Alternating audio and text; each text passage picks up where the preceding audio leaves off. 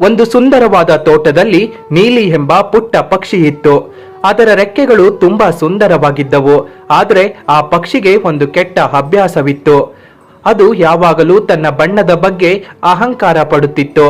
ನನ್ನಷ್ಟು ಸುಂದರವಾದವರು ಈ ಕಾಡಿನಲ್ಲಿ ಯಾರೂ ಇಲ್ಲ ಎಂದು ಇತರ ಪಕ್ಷಿಗಳನ್ನ ಹೀಯಾಳಿಸುತ್ತಿತ್ತು. ಒಂದು ದಿನ ಜೋರಾಗಿ ಬಿರುಗಾಳಿ ಬೀಸಲು ಶುರುವಾಯಿತು. ಗಾಳಿಯು ಅಬ್ಬರಿಸುತ್ತಾ ಮರಗಿಡಗಳನ್ನ ಹಲುಗಾಡಿಸುತ್ತಿತ್ತು. ನೀಲಿ ಪಕ್ಷಿ ಗಾಳಿಯನ್ನೇ ಎದುರಿಸಲು ನಿಂತಿತ್ತು. ನೋಡು ಗಾಳಿಯೇ, ನಾನೊಬ್ಬ ಸುಂದರಿ. ನನ್ನ ರೆಕ್ಕೆಗಳನ್ನ ನಿನ್ನಿಂದ ಏನು ಮಾಡಲು ಸಾಧ್ಯವಿಲ್ಲ ಎಂದು ಹಾರಲು ಪ್ರಯತ್ನಿಸಿತು. ಆದರೆ ಗಾಳಿಯ ವೇಗಕ್ಕೆ ನೀಲಿ ಪಕ್ಷಿಯ ನಿಯಂತ್ರಣ ತಪ್ಪಿ ಮುಳ್ಳಿನ ಪದೆಯೊಂದಕ್ಕೆ ಬಿದ್ದಿತು. ಅದರ ಸುಂದರವಾದ ರೆಕ್ಕೆಗಳು ಮುಳ್ಳಿಗೆ ಸಿಕ್ಕಿ ನಜ್ಜುಗುಜ್ಜಾಗತೊಡಗಿದವು. ಅದೇ ಸಮಯಕ್ಕೆ ಅಲ್ಲಿಗೆ ಸಾಮಾನ್ಯ ಬೂದು ಬಣ್ಣದ ಪಕ್ಷಿಯೊಂದು ಬಂದಿತ್ತು. ಅದು ತುಂಬಾ ವಿನಯವಂತವಾಗಿತ್ತು.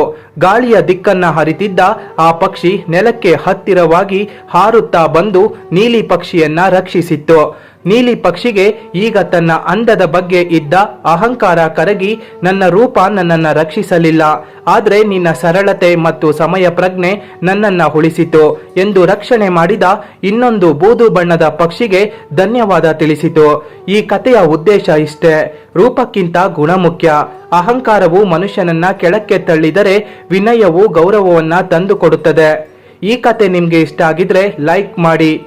ಹೀಗೆ ಹೊಸ ಹೊಸ ಸ್ಫೂರ್ತಿದಾಯಕ ಕತೆಗಳನ್ನ ಕೇಳಲು ಮಿಸ್ಟರ್ ನಾಗ್ಸ್ ಕತೆ ಜರ್ನಿ ಯೂಟ್ಯೂಬ್ ಚಾನೆಲ್ನ ಸಬ್ಸ್ಕ್ರೈಬ್ ಮಾಡಿ. ಧನ್ಯವಾದಗಳು.